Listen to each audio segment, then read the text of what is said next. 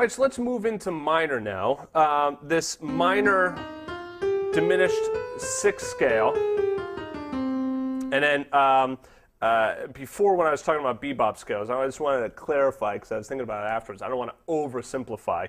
You can have like the minor third to the major third, the minor sixth to the major sixth, the minor seventh to the major seventh. All right, those are in common bebop scales.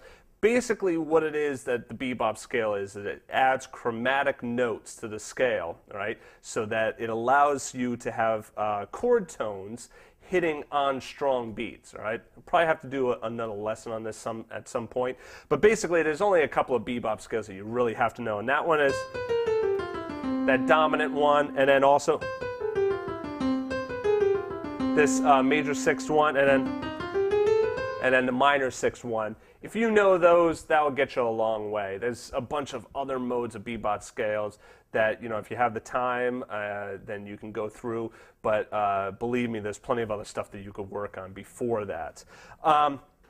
Now, talking about this diminished approach in minor, so if we have minor sixth, diminished, minor sixth, diminished, minor sixth, diminished, minor sixth, diminished, minor sixth, and then obviously we can do the drop two.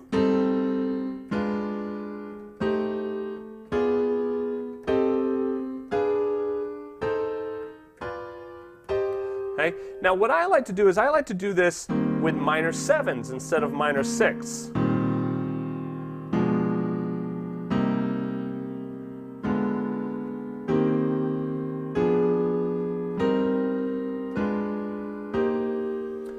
So you see this changes it a little bit rather than us going to that major six, right? We just end up hitting the minor seven and stay more off of natural minor. Okay.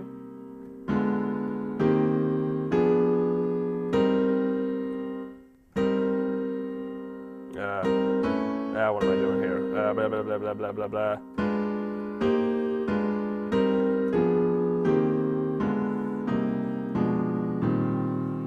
Okay. So I would suggest you try practicing that, of course, in a couple of other keys. It's up to you if you want to do it in all 12 keys, right? I would suggest, like I said in the last chapter, that you start applying it to songs rather than do all 12 keys right away. But if you want to, go ahead, knock yourself out. To do it in another key, let's do it in D minor.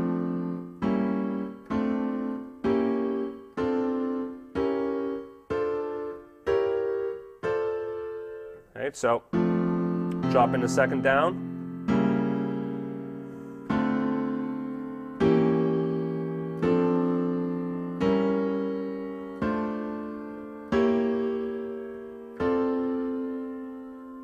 Okay. So have fun with that. In the next chapter, I'm going to start to apply it to the Days of Wine and Roses, and you're going to see how it all starts to come together. So see you in the next chapter.